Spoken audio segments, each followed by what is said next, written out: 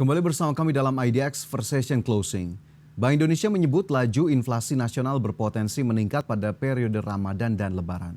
Laju inflasi dibayang-bayangi ancaman dari sisi pasokan yang dipicu oleh curah hujan tinggi dan pemenuhan pasokan komoditas pangan impor.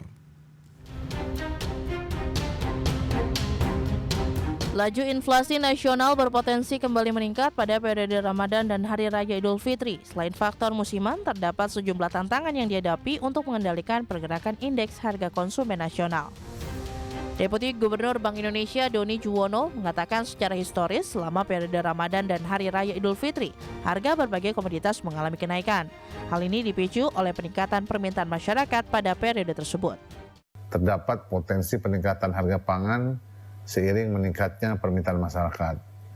Dengan musim panen yang diperkirakan akan berlangsung di akhir Maret dan April tahun ini, tentunya kita semua berharap bahwa realisasi inflasi pada periode HBKN Ramadan dan Idul Fitri dalam beberapa tahun terakhir terkendali, kembali dapat diwujudkan pada tahun ini. Oleh karena itu, sejumlah tantangan penting untuk kita antisipasi. Dari sisi pasokan dan distribusi, kondisi curah hujan yang tinggi, dan pemenuhan pasokan komoditas pangan impor perlu menjadi perhatian bersama agar tidak memberikan tekanan inflasi lebih lanjut. Bank Indonesia menyatakan pada periode Ramadan dan Lebaran tahun ini, pergerakan inflasi dibayang-bayangi ancaman dari sisi pasokan yang dipicu oleh curah hujan yang tinggi. Lalu dari sisi distribusi juga mengalami tantangan terkait pemenuhan pasokan komoditas pangan impor. Dari Jakarta, Tim Liputan, IDX Channel. Ya, pemirsa, kita ulas terkait dengan potensi laju inflasi jelang Lebaran 2024. Di mana Bank Indonesia menyebut curah hujan yang tinggi menjadi salah satu penyebab terjadinya lonjakan inflasi di Ramadan.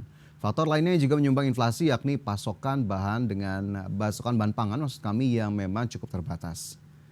Ya, secara historis pada momen Ramadan dan Lebaran inflasi berpotensi meningkat. Hal tersebut seiring dengan meningkatnya harga pangan dan juga permintaan dari sisi masyarakat. Adapun sebagai perbandingan, pemirsa, inflasi pada April atau Ramadan di tahun 2023 lalu itu tercatat sebesar 4,33% secara year on year. Sementara itu, Bank Indonesia sendiri menyebut Indonesia seharusnya tetap bersyukur karena berhasil bertahan di tengah tekanan global yang begitu besar yang tercermin dari rendahnya inflasi pada Februari 2024 sebesar 2,75% secara year on year. Namun di sisi lain, inflasi volatile food atau komponen pangan bergejolak ini masih menunjukkan peningkatan yang bahkan tercatat sebesar 8,47% secara year on year, imbas terjadinya fenomena El Nino, faktor musiman, dan pergeseran musim tanam yang terutama terjadi pada komoditas beras dan juga cabai merah. Ya, terkait laju inflasi pangan, pemirsa, pemerintah sendiri menargetkan inflasi komponen harga bergejolak atau volatile food berada di bawah 5% di tahun 2024.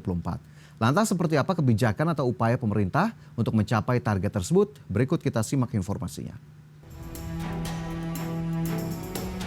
Pemerintah menargetkan inflasi gejolak harga pangan atau volatile food berada di bawah 5%. Untuk itu, terdapat beberapa kebijakan yang akan didorong untuk menekan inflasi pangan tersebut. Deputi Bidang Koordinasi Ekonomi Makro dan Keuangan Kemenko Perekonomian Ferry Irawan menyampaikan terdapat beberapa kebijakan untuk menekan angka inflasi pangan tersebut.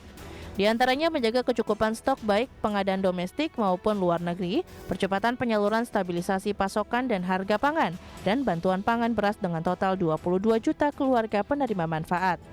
Lesson learned dari kita sebenarnya pernah mengalami juga inflasi yang volatile food yang cukup tinggi itu di bulan Agustus 2022 itu sangat tinggi. Nah, tapi dengan tadi catatnya Pak Gubernur dengan sinergi dengan berbagai pihak itu menghandle inflasi ini, maka dari yang sangat tinggi sampai kemudian di bulan Juni 2023 itu bisa rendah sekali gitu ya. Ini kemudian yang mudah-mudahan dengan kehadiran kita di sini dan kick off JNPIP 2024 di Kalimantan Timur ini dan juga di berkah Ramadan, mudah-mudahan dari 8,7 nanti secara bertahap itu bisa kita turunkan hingga sesuai dengan target itu kurang dari 5%. Upaya lain yang dilakukan pemerintah yakni mengintensifikasikan pelaksanaan operasi pasar murah maupun gerakan pangan murah serta pengalihan cadangan beras pemerintah ke komersial untuk mengendalikan harga beras premium. Sementara itu, sebagai informasi, inflasi tercatat sebesar 2,75% year on year pada Februari 2024, di mana komponen inflasi volatile food tercatat cukup tinggi mencapai 8,47%. Dari Jakarta, Tim Liputan, IDX Channel. Ya, pemirsa, selain inflasi pangan, lonjakan harga tiket pesawat hingga angkutan antar kota mudik lebaran berisiko mengerek inflasi pada periode April 2024. BPS menyebut bahwa kelompok transportasi paling sering mengalami inflasi pada periode Ramadan dan juga lebaran. BPS merujuk pada pergerakan harga tiket transportasi di periode Ramadan dan juga lebaran sejak tahun 2021. Secara terperinci, BPS menjelaskan bahwa tiket pesawat selalu mengalami kenaikan harga di Ramadan maupun Lebaran di setiap tahunnya. Pada Lebaran tahun 2023 lalu misalnya, harga tiket pesawat mengalami inflasi 5,97%. Begitupun saat Lebaran tahun 2022, harga tiket pesawat tercatat mengalami inflasi 7,44%. Selain tiket pesawat yang juga perlu diwaspadai terjadi lonjakan yakni tiket angkutan antar kota. Tiket angkutan antar kota pernah mengalami inflasi tertinggi pada Lebaran 2023 sebesar 12,36%. Sementara untuk tarif kereta api tercatat mengalami inflasi 2,53% pada Lebaran 2023 dan inflasi 1,51% pada periode Lebaran 2022. Adapun untuk inflasi angkutan laut pada periode Lebaran tahun lalu cenderung lebih rendah yakni hanya 0,55%. Seiring dengan potensi lonjakan inflasi di momen Lebaran, pemirsa, pemerintah daerah pun ini diminta untuk seoptimal mungkin melakukan upaya penanganan inflasi. Imbauan yang disampaikan Kemendagri itu telah kami rangkum dalam informasi berikut ini.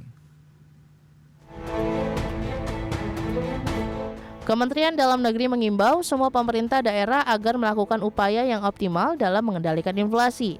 Pasalnya, dari hasil monitoring dan evaluasi pada Maret 2024, Kemendagri menyebut masih ada sejumlah daerah yang sama sekali belum melakukan upaya konkret dalam penanganan inflasi. Dari data yang ditampilkan, diketahui terdapat 214 kabupaten dan kota yang sama sekali belum melakukan 6 langkah konkret dalam penanganan inflasi. Sebaliknya, Kemendagri mengapresiasi 14 kepala daerah yang telah mengimplementasikan 6 upaya konkret dalam penanganan inflasi. Teman-teman kepala daerah, tolong untuk dilihat daftar-daftar ini. Ya. Kami berharap di saat-saat seperti ini, teman-teman bersama Forkompinda untuk betul-betul aktif turun berupaya sekeras-kerasnya. Namun ada 214 pemerintah daerah yang tidak melakukan upaya sama sekali. Apabila data yang kami tayangkan salah, dapat dikonfirmasi. Lebih lanjut, Kemendagri mengimbau kepala daerah yang baru melakukan sebagian dari upaya penanganan inflasi agar berusaha seoptimal mungkin dalam penanganan inflasi. Sementara itu, terkait salah satu upaya penanganan inflasi melalui operasi pasar murah, Kemendagri meminta agar hal tersebut dapat dilakukan secara berkelanjutan sehingga memiliki dampak yang signifikan. Dari Jakarta, Tim Liputan, IDX Channel.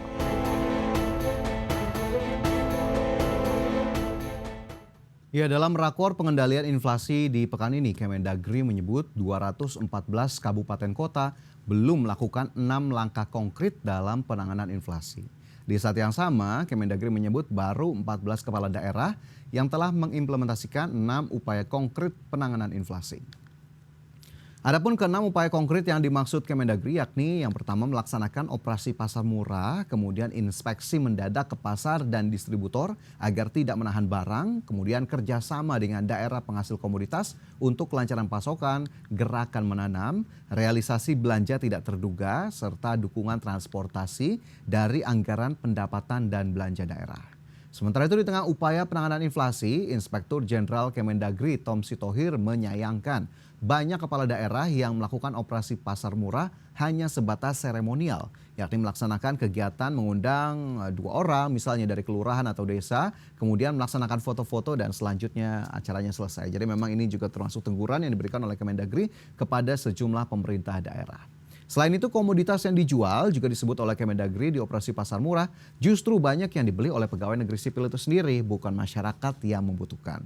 Karenanya, kepala daerah diimbau untuk melakukan operasi pasar murah sebaik-baiknya dengan mengumumkannya ke masyarakat luas. Ya pemirsa, kita harapkan memang sebetulnya upaya-upaya yang dilakukan oleh berbagai stakeholder, pemerintah, kemudian juga pemerintah daerah, Bank Indonesia juga sebagai salah satu yang memang selalu concern terhadap lonjakan ataupun tingkat inflasi nasional, juga bisa menjaga ataupun mengendalikan lah dalam tanda kutip inflasi, terutama di momen Lebaran tahun ini yang memang diperkirakan akan ada lonjakan sebagaimana di tahun-tahun sebelumnya. Dan kita harapkan memang pengendalian inflasi tersebut dapat berdampak kepada stabilitas harga, terutama harga pangan, agar kemudian masyarakat juga dapat merasakan manfaatnya, yakni harga pangan yang stabil, sehingga akhirnya daya beli masyarakat pun tetap bisa terjaga.